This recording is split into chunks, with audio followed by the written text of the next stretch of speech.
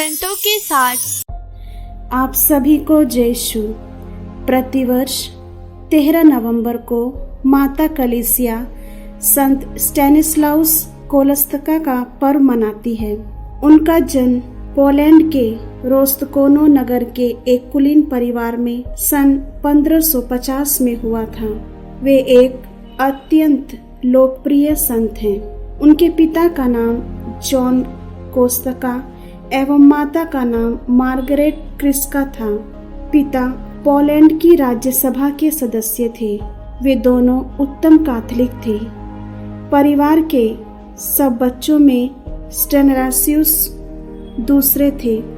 माता पिता ने इन दोनों भाइयों को बचपन से घर में ही उत्तम क्रिस्तीय जीवन की शिक्षा प्रदान की। फलस्वरूप वे विश्वास में अत्यंत सुदृढ़ एवं सभी क्रिस्तीय सद्गुणों में आदर्श बन गए। प्रभु के प्रेम ने स्टेनिस्लास के हृदय को गहराई से स्पर्श किया और वे संपूर्ण हृदय से प्रभु को प्यार करने के लिए निरंतर तरसने लगे। इसके लिए वे हर संभव त्याग तपस्या का जीवन बिताने लगे। बाल्यावस्था से ही उनकी तीव्र भक्ति माँ मरियम के प्रति पुत्र तुल्य प्रेम तथा निष्कपट जीवन में सभी प्रभावित होते थे और उन्हें नन्हा दूत कहकर सभी लोग पुकारते थे। 14 वर्ष की अवस्था में संत स्टेनिस्लास अपने ज्येष्ठ भाई पॉल के साथ वियन्ना में यीशु समाजियों के कॉलेज में भर्ती हुए।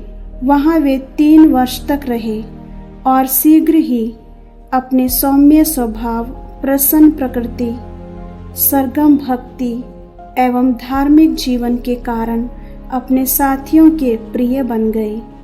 किंतु उनके भाई पॉल को उनका तपस्या में जीवन कुछ भी पसंद नहीं था। अतः वे उसे बुरी तरह डांटते, फटकारते और झिड़कियां देते रहते थे। किंतु स्टेनिस्लास अपने ही भाई के समय इस निर्मम व्यवहार को यीशु के प्रेम से चुपचाप धैर्यपूर्वक सहन करते रहे। फलस्वरूप वे गंभीर रूप से रोगग्रस्त हो गए और मरणासन हो गए, क्योंकि वे लूथरन धर्मावलंबी छात्रों के साथ रहते थे। इसलिए किसी पुरोहित को बुलाना संभव नहीं था। इसलिए उन्होंने अपनी स्वर्गीय मध्यस्था संत बारबरा से सहायता मांगी।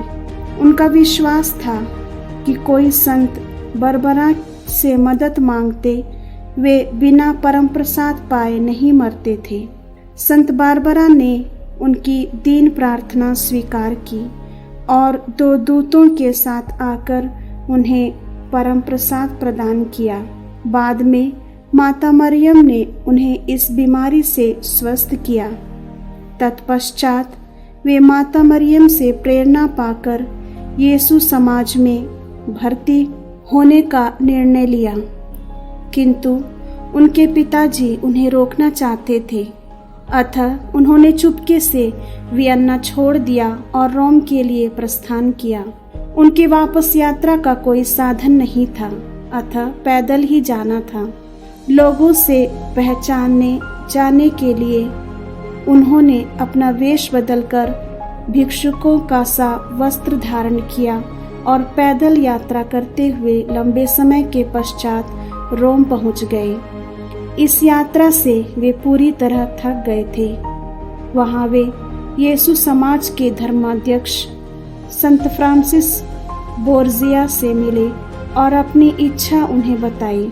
स्टेनिस्लास के कमजोर स्वास्थ्य को देखते हुए संत फ्रांसिस बोर्जिया ने उन्हें भर्ती करने से हिचकिचाए, किंतु कुछ समय तक उन्हें आराम करने दिया।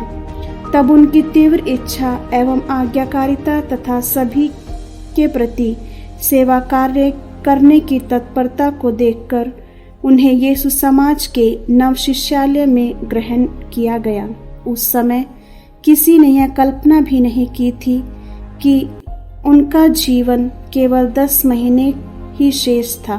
उन 10 महीनों में वे अपनी आज्ञाकारिता, सरगम भक्ति, तपस्यामय जीवन, सबके प्रति प्रेम, निस्वार्थ सेवा भाव इत्यादि गुणों के द्वारा धार्मिक सिद्धता का परिपूर्ण आदर्श एवं सजीव नमूना प्रमाणित हुए।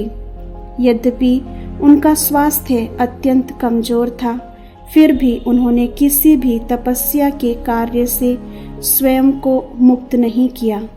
धीरे धीरे उनकी शारीरिक दुर्बलता बढ़ती गई और संत लॉरेंस के पर्व दिवस पर वे अत्यधिक कमजोरी एवं तेज बुखार से पीड़ित हुए। उन्हें स्पष्ट अनुभव हुआ कि उनके जीवन का अंत निकट आ गया है।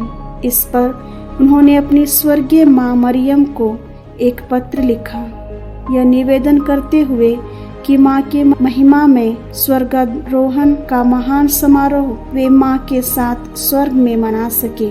अपनी स्वर्गीय माता के प्रति संत स्टैनिस्लाउस के हृदय में तीव्र भक्ति एवं गहरा विश्वास था। उनकी प्रार्थना सुन ली गई। 15 अगस्त 1668 को प्रातः 4 बजे जब संत स्टैनिस्लाउस का हृदय माँ मरियम की स्तुति गान में लीन था, तब माँ मरियम अपने स्वर्गदूतों के साथ आई और अपने इस प्रिय पुत्र की पावन आत्मा को अपनी बाहों में भरकर स्वर्ग ले गई। उनका चेहरा एक दिव्य आभा से चमक उठा। संत स्टैनिस्लाउस की आयु उस समय केवल 17 वर्ष की थी। उनके देहांत होते ही रोम के सारे विश्वासी गण संत के रूप में उन्हें सम्मान देने लगे। सन 1726 को संत पिता ने उन्हें संत घोषित किया। वे धर्म संघियों के विशेष मध्यस्थ माने जाते हैं। कलीसिया में 13 नवंबर को उनका पर्व बड़ी ही भक्ति और श्रद्धा के साथ मनाया जाता है।